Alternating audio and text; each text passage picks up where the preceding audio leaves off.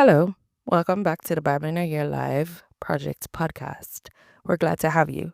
Today is week 26, day 1, and we'll be reading the message version this week. My name is Sharone Dennis. And I'm Tonyan. Let's dive in. Proverbs 30.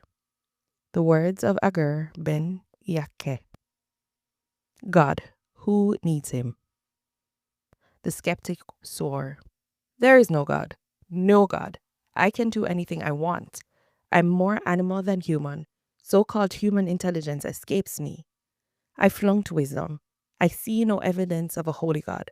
Has anyone ever seen anyone climb into heaven and take charge? Grab the winds and control them? Gather the rains in their bucket? Take out the ends of the earth? Just tell me his name. Tell me the names of his sons. Come on now, tell me." The believer replied, "Every promise of God proves true. He protects everyone who runs to him for help. So don't second guess him. He might take you to task and show up your lies." And then he prayed, "God, I'm asking for 2 things before I die. Don't refuse me. Banish lies from my lips and liars from my presence. Give me enough food to live on, neither too much nor too little. If I'm too full, I might get independent, saying, 'God, who needs him?' If I'm poor, I might steal and dishonor the name of my God."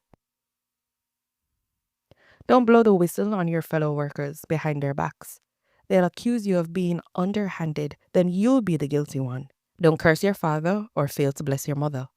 Don't imagine yourself to be quite presentable when you haven't had a bath in weeks. Don't be stuck up and think you're better than everyone else. Don't be greedy, merciless, and cruel as wolves, tearing into the poor and feasting on them, shredding the needy to pieces only to discard them.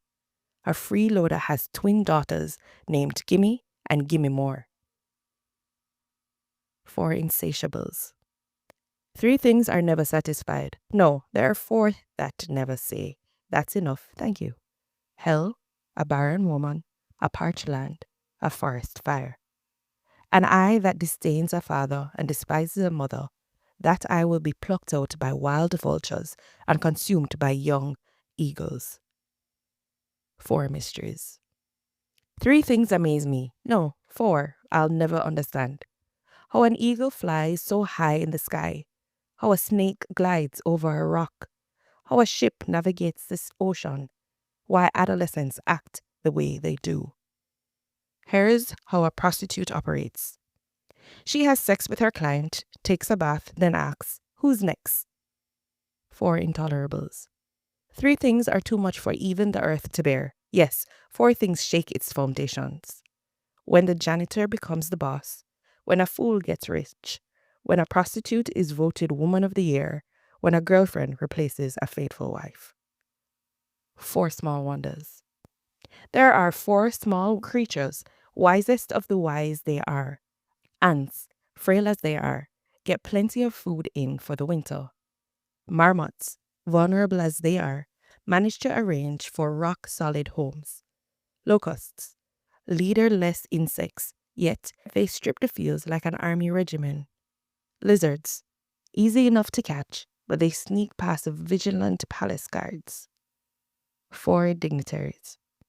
There are 3 solemn dignitaries, 4 that are impressive in their bearing. A lion, king of the beasts, deferring to none. A rooster, proud and strutting. A billy goat, a head of state in stately procession.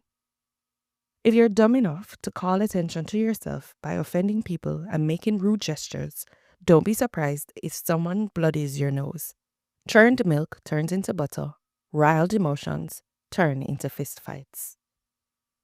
Proverbs 31. Speak out for justice. The words of King Lemuel, the strong advice his mother gave him. "O son of mine, what can you be thinking of? Child whom I bore, the son I dedicated to God. Don't dilute your strength on fortune-hunting woman, promiscuous women who shipwreck leaders. Leaders can't afford to make fools of themselves, gulping wine and swilling beer, lest, hungover, they don't know right from wrong, and the people who depend on them are hurt. Use wine and beer only as sedatives to kill the pain and dull the ache of the terminally ill, for whom life is a living death. Speak up for the people who have no voice, for the rights of all the misfits. Speak out for justice. Stand up for the poor and destitute. Hymn to a good wife. A good wife is hard to find and worth far more than diamonds. Her husband trusts her without reserve and never has reason to regret it. Never spiteful, she treats him generously all her life long. She shops around for the best yarns and cottons and enjoys knitting and sewing. She's like a trading ship that sails to faraway places and brings back exotic surprises. She's up before dawn, preparing breakfast for her family and organizing her day. She looks over a field and buys it. Then, with the money she's put aside, plants a garden. First thing in the morning, she dresses for work, rolls up her sleeves, eager to get started. She senses the worth of her work, is in no hurry to call it quits for the day. She's skilled in the crafts of home and hearth, diligent in homemaking. She's quick to assist anyone in need, reaches out to help the poor. She doesn't worry about her family when it snows. Their winter clothes are all mended and ready to wear. She makes her own clothing and dresses in colorful linens and silks. Her husband is greatly respected when he deliberates with the city fathers. She designs gowns and sells them, brings the sweaters she knits to the dress shops. Her clothes are well made and elegant, and she always faces tomorrow with a smile. When she speaks, she has something worthwhile to say, and she always says it kindly. She keeps an eye on everyone in her household and keeps them all busy and productive. Her children respect and bless her. Her husband joins in with words of praise. Many women have done wonderful things, but you have outclassed them all.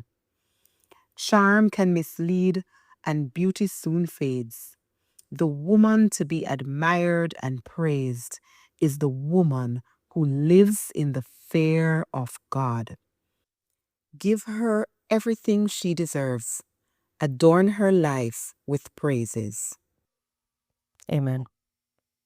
Remember to join us every Sunday evening at 6:30 p.m. on Zoom, where we discuss the week's readings. Zoom details can be found in the description below or on our website, BIAYL project.com. Thanks for joining us. See you tomorrow. Blessings.